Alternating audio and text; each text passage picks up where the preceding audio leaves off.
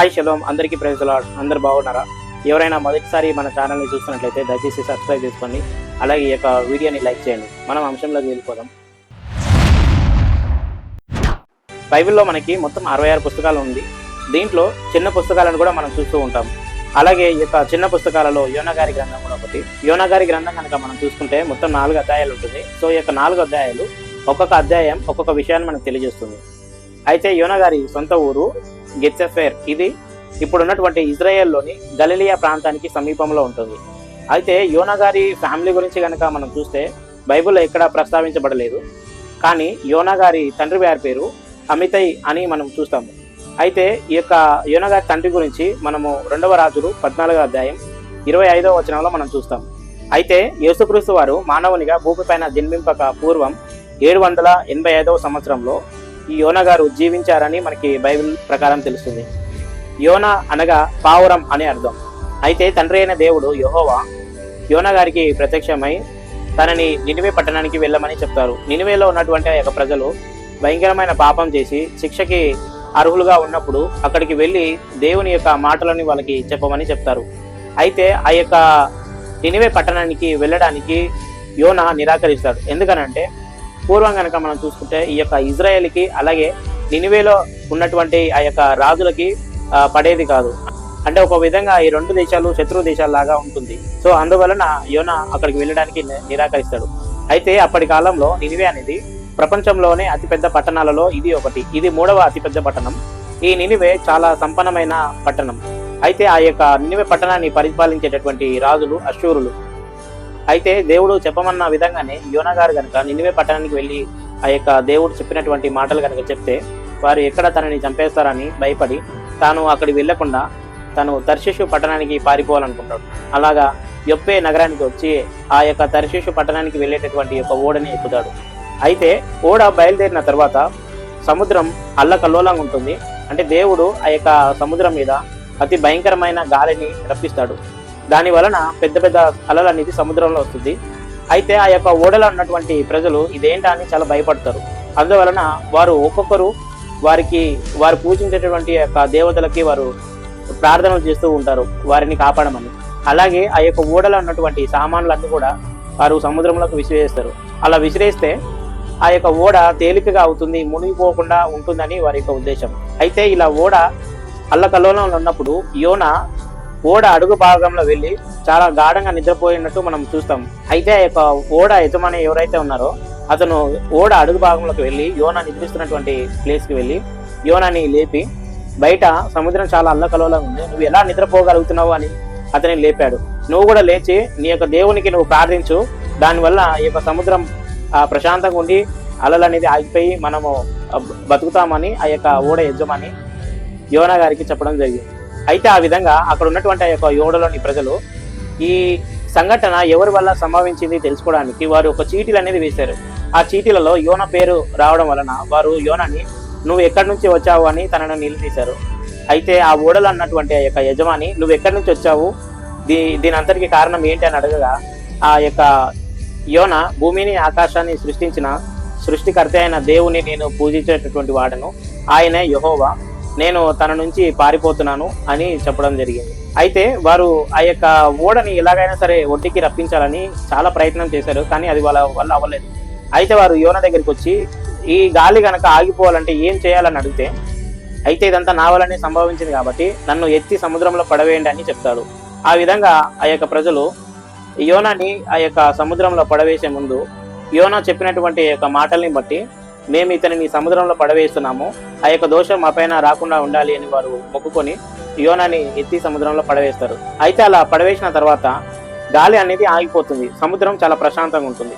అయితే ఇది చూసినటువంటి ఆ యొక్క ఓడలోని ప్రజలు చాలా భయపడి యెహోవాకి బలులు అర్పించడం కూడా మనం చూస్తాం. అయితే యోనాని ఆ విధంగా సముద్రంలో పడవేయగానే దేవుడు భారీ తిమింగలానికి యోనాని మింగేయమని ఆజ్ఞాపిస్తాడు. ఆ విధంగా యోనాని ఆ యొక్క చేప అనేది మింగేస్తుంది. ఇక్కడ వరకు మొదటి అధ్యాయము. అయితే యోనా చేప కడుపులో 3 దినాలు ఉండి ప్రార్థించడం మనం చూస్తాము. అంటే ఇది ఒక విధంగా దేవా నేను తప్పు చేశాను, మీరు చెప్పిన విధంగానే నేను నినివే పట్టణానికి వెళ్తానని యోనా అడిగినట్టుగా మనం చూస్తాము. ఇది 2వ అధ్యాయం. అయితే 3వ అధ్యాయం కనుక మనం చూస్తే యోనా గారు ఎక్కడి నుంచి అయితే పారిపోవాలనుకున్నారో అదే ప్రాంతానికి తిమింగలం తీసుకొచ్చి కక్కేయడం మనం చూస్తాము. అయితే ఆ విధంగా చేప యోనా గారిని కక్కించిన తర్వాత మళ్ళీ యెహోవా రెండవసారి యోనా గారికి ప్రత్యక్షమై నినివే పట్టణానికి వెళ్ళమని చెప్తారు. ఆ విధంగా యోనా నినివే పట్టణానికి వెళ్తారు. అయితే నినివే పట్టణం 4 దినాలు నడిచేంత పెద్దగా ఉంటుంది. ఆ యొక్క ప్రాంతానికి యోనా గారు వెళ్ళి ఒక దూరం నడిచేంత ప్రదేశానికి తిరిగి ఆ యొక్క ప్రజలకి వారు చేస్తున్నటువంటి తప్పులను వారికి తెలియజేయడం జరిగింది.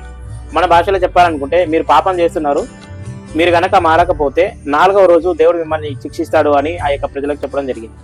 అయితే ఆ విధంగా యోనా చెప్పిన తర్వాత అక్కడ నుంచి వెళ్ళిపోయి ఒక ప్రాంతంలో ఉండి చూస్తాడు. ఇక 4 రోజులు అయిపోయింది, దేవుడు వీళ్ళని శిక్షిస్తాడు అని.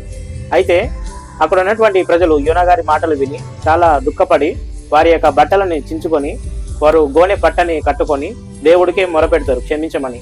అయితే నినివే పట్టణాన్ని పరిపాలించేటటువంటి ఆ యొక్క రాజు ఈ విషయాన్ని తెలుసుకొని యోనా గారు వచ్చారు, యెహోవా ఈ విధంగా చెప్పమన్నారని ఆ యొక్క రాజు తెలుసుకున్న తర్వాత అతను కూడా బట్టలు చించుకొని చాలా వేదనతో అక్కడ ఉన్నటువంటి ప్రజలందరికీ, అలాగే ఆ రాజుగారి సంస్థానంలో పనిచేసేటటువంటి అధికారులు ఎవరైతే ఉన్నారో, అంటే మన భాషలో ఒక విధంగా మంత్రులని, అయితే వారందరి కూడా ఉపవాసం ఉండి దేవునికి మొరపెట్టాలని ఆ యొక్క రాజు ఆజ్ఞాపించడం మనం చూస్తాము. కేవలం మనుషులు మాత్రమే కాదు, అక్కడ ఉన్నటువంటి పశువులకు కూడా వాటికి ఆహారం అనేది ఇవ్వకూడదు, కనీసం నీళ్లు కూడా ఇవ్వకుండా అందరూ ఉపవాసంతో ఉండి దేవుని మొరపెట్టడం చూస్తాము. ఆ విధంగా అక్కడ ఉన్నటువంటి ఆ యొక్క ప్రజలు దేవుడిని మొరపెట్టగా దేవుడు ఆ ప్రజల పైన కనికరపడి వారిని క్షమిస్తాడు. ఇది 3వ అధ్యాయము. అయితే యోనా ఒక ప్రదేశంలో ఉండి 4 రోజులు అయిపోయింది, దేవుడు వారిని శిక్షిస్తాడు అని ఆ యొక్క ప్రదేశంలో నుండి చూడడం జరుగుతుంది. ఇక 4వ అధ్యాయం కనుక మనం చూసుకుంటే, యోనా గారు జరిగినటువంటి ఈ యొక్క విషయాలన్నీ చూసి చాలా కోపంతో దేవుడి మీద అరవడం కూడా మనం చూస్తాం. అలా దేవుడి పైన అరిచి కోపపడి ఒక ప్రదేశానికి వెళ్ళి ఒక పందిరిని వేసుకొని అక్కడ ఉండడం మనం చూస్తాం. అయితే ఆ ప్రదేశం చాలా వేడిగా ఉండడం వలన దేవుడు ఒక సొరకాయ చెట్టుని మొలిపించి యోనాకి ఆ యొక్క ఎండ వేడి తగలకుండా చూస్తారు. అయితే మరుసటి రోజు ఒక పురుగుని ఆజ్ఞాపించగా ఆ పురుగు వెళ్ళి ఆ యొక్క సొర చెట్టుని మొత్తం తినేయడం కూడా మనం చూస్తాం.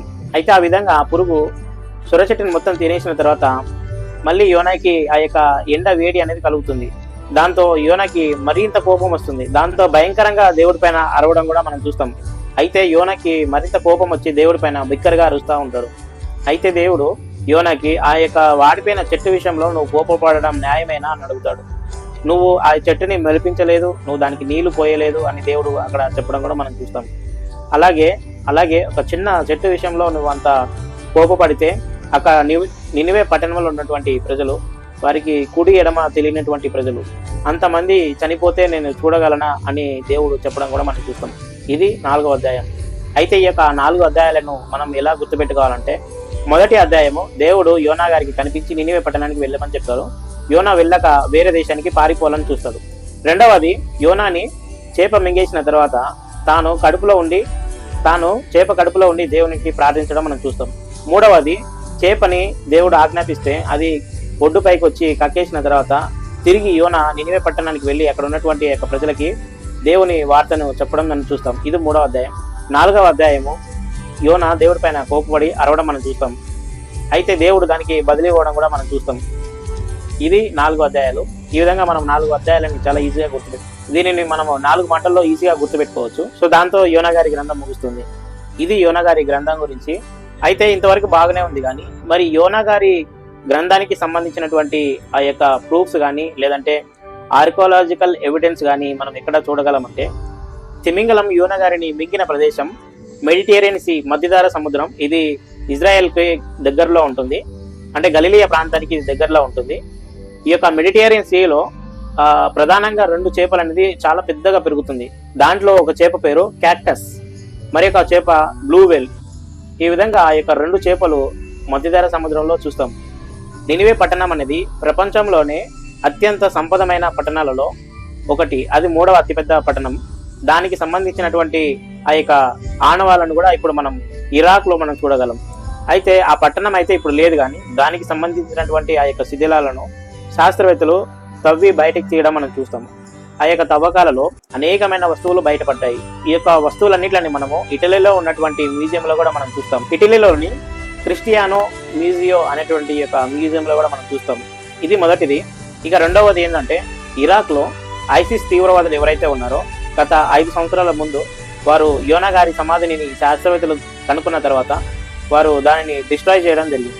ఆ యొక్క సమాధి మొత్తాన్ని వారు తవ్వేశారు. అలాగే దానిపైన వాళ్ళు పెట్రోల్ పోసి కూడా కాల్ చేయడం మనం చూస్తాం. మూడవది, మహమ్మదీయులు కూడా యోనా గారిని ఒక ప్రవక్తగా భావిస్తారు. అందువలనే వారు యోనాని యూనస్ అని పిలవడం జరుగుతుంది. అయితే ఆ యొక్క యోన పైన ఒక మసీదుని కట్టడం మనం ఇప్పుడు ఇరాక్ లో చూస్తాం. అయితే పూర్వం ఈ యొక్క నినివే పట్టణం అనేది ప్రస్తుతం ఉన్నటువంటి ఇరాక్ లోని మసూల్ అనేటువంటి ప్రదేశంలో ఉండడం మనం గమనిస్తాం. అదే ప్రాంతంలో యోనా గారి సమాధిని కూడా మనం చూడడం జరుగుతుంది. సో ఈ విధంగా యోనా గారికి సంబంధించినటువంటి చారిత్రక ఆధారాలను మనం చూడగలుగుతాం. అయితే ఒక మనిషిని గనక చేప మింగేస్తే ఆ మనిషి చేప కడుపులో సజీవంగా ఉండడం సాధ్యమేనా? దానికి సంబంధించినటువంటి ఆధారాలను కూడా మనం చూద్దాం. తిమింగలం అనేది చాలా పెద్దగా ఉంటుంది. అది దాదాపు 60 అడుగులో ఉంటుంది. మనం గనక తిమింగలాన్ని దాని యొక్క మూతి నుంచి దాని తోక వరకు మనం ఇట్లా పైకి లేపి చూస్తే అది దాదాపు 4 నుంచి 5 అంతస్తుల బిల్డింగ్ అంత పొడవుగా ఉండడం మనం గమనిస్తాం. అదేవిధంగా తిమింగలం దాదాపు 170 టన్నులు ఉంటుంది. ఒక టన్ను 1000 కిలోలు అనుకున్న 170 టన్నులు అంటే అది చాలా ఎక్కువ, అత్యంత భారీ తిమింగలం. అయితే ఆ యొక్క తిమింగలం ప్రతి 12 నిమిషాలకు ఒకసారి దాని నోరుని ఇలా తెరిచి మళ్ళీ అది మూసేసుకుంటుంది. అలా మూసేసుకున్న తర్వాత ఆ యొక్క సముద్రంలో ఉన్నటువంటి చేపలు ఏవైతే జలచరాలు ఉన్నాయో అవన్నీ ఆ యొక్క తిమింగలం నోట్లోకి వెళ్ళిపోతుంది. అయితే ఈ యొక్క తిమింగలం పళ్ళు అనేది చాలా షార్ప్గా ఉంటుంది. మనం గనక చూసుకుంటే తిమింగలం పళ్ళు అనేది ఇలా ఉంటుంది. సో ఇలా ఉండడం వలన అది చాలా షార్ప్గా ఉంటుంది. ఆ యొక్క పళ్ళు సందుల నుంచి దాని నోట్లకి ఏదైనా వస్తే అది బయటికి వెళ్ళడం కుదరదు. అందువలననే ఆ యొక్క ఆహారంతో పాటు దాన్ని నోట్లోకి వచ్చినటువంటి ఆ యొక్క నీళ్ళని ఆ యొక్క తిమింగలం బయటికి వచ్చి దాని తలపైన ఉన్నటువంటి ఆ యొక్క రంధ్రం ద్వారా అది బయటికి నెట్టేస్తుంది. సో ఇది ఆ యొక్క తిమింగలం చేసేటువంటి పని. అయితే ఇలాంటి సంఘటనని అమెరికాలోని మ్యాసచ్యూసెట్స్ అనేటువంటి ఒక రాష్ట్రంలో మనం జరిగినట్టుగా చూస్తాం. మైకేల్ ప్యాకెట్ అనేటటువంటి యొక్క వాణిజ్యానికి సంబంధించినటువంటి వ్యక్తి, వీరి పని ఏంటంటే సముద్రంలో ఉన్నటువంటి ఆ యొక్క లాబ్స్టర్స్ ఏవైతే ఉంటుందో వాటిని పట్టుకొని మార్కెట్లో వీళ్ళు అమ్ముతూ ఉంటారు. ఆ విధంగా ఒకరోజు అతను సముద్రంలో దాదాపు 45 అడుగుల లోపలికి వెళ్ళడం జరుగుతుంది. అలా వెళ్ళిన తర్వాత అనుకోకుండా అతనికి ఒక అనుభూతి కలుగుతుంది. ఏంటంటే ఉన్నటువంటి అతను చుట్టుపక్కల చీకటి అనేది అలముకుంటుంది. అతను తేరుకొని చూసే లోపు అతను ఒక చేప కడుపులో ఉన్నాడు అని అర్థమవుతుంది. ఆ విధంగా తిమింగలం మైకేల్ని మింగడం వలన ఆ యొక్క చేప పళ్ళు ఏదైతే ఉందో అది మైకేల్కి తగలడం వలన తన యొక్క భుజానికి గాయమైనట్టుగా మనం చూస్తాం. అయితే ఇది అప్పట్లో చాలా సంచలనమైనటువంటి వార్త. ఇది 2021 జూన్ నెలలో సంభవించింది. అయితే ఆ విధంగా మైకేల్ని ఆ యొక్క చేప ఏదైతే తిమింగలం ఉందో అది మింగిన తర్వాత అతను లోపలనే ఉండిపోవడం జరిగింది.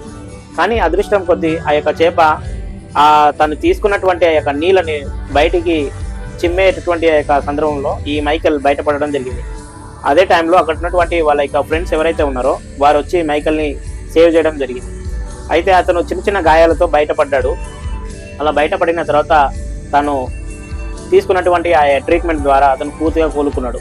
అయితే ఈ విషయం అప్పట్లో చాలా సంచలనమైంది. అమెరికాలో ఉన్నటువంటి యొక్క న్యూస్ ఛానల్స్లో అలాగే ప్రపంచంలో ఉన్నటువంటి యొక్క ఛానల్స్లో కూడా అది టెలికాస్ట్ అవ్వడం జరుగుతుంది. నేను దీనికి సంబంధించినటువంటి లింక్ మనకి యూట్యూబ్లో కూడా ఉంది. నేను ఆ యొక్క లింక్ని నేను డిస్క్రిప్షన్ ఇస్తాను, కావాలంటే మీరు కూడా ఒకసారి చూడవచ్చు. సో ఇది యోనా గారి జీవితానికి సంబంధించినటువంటి విషయం. మనం బైబిల్ని కనుక పరిశీలిస్తే బైబిల్లో ఉన్నటువంటి ప్రతి ఒక్క వాక్యం సత్యం, అది అక్షర నిజం. దీనికి సంబంధించినటువంటి ఆర్కియాలజికల్ ఎవిడెన్స్ చాలా ఉన్నాయి. అలాగే ఈ యొక్క క్రిస్టియానిటీకి సంబంధించినటువంటి ఇటువంటి విషయాలు ఏవైతే ఉన్నాయో వాటన్నిటిపైన శాస్త్రవేత్తలు ఇంకా పరిశోధనలు చేస్తూ ఉన్నారు. అలా పరిశోధనలు చేసి ఎన్నో విషయాలను కూడా వాళ్ళు కనుక్కోవడం జరిగింది. మొత్తానికి బైబిల్ అనేది ఒక చరిత్ర పుస్తకం. దాంట్లో రాసిన ప్రతి ఒక్కటి నిజం. సో ఇది ఈరోజు అంశం. ఈ వీడియో కనుక మీకు నచ్చితే మీరు ఇతరులకు షేర్ చేయండి. అలాగే ఎవరైనా మొదటిసారి మన వీడియోలు చూస్తున్నట్లయితే దయచేసి సబ్స్క్రైబ్ చేసుకోండి. అలాగే ఈ వీడియోని లైక్ చేయండి. మరొక అంశంతో మళ్ళీ కలుసుకుందాం. Thank you. God bless you.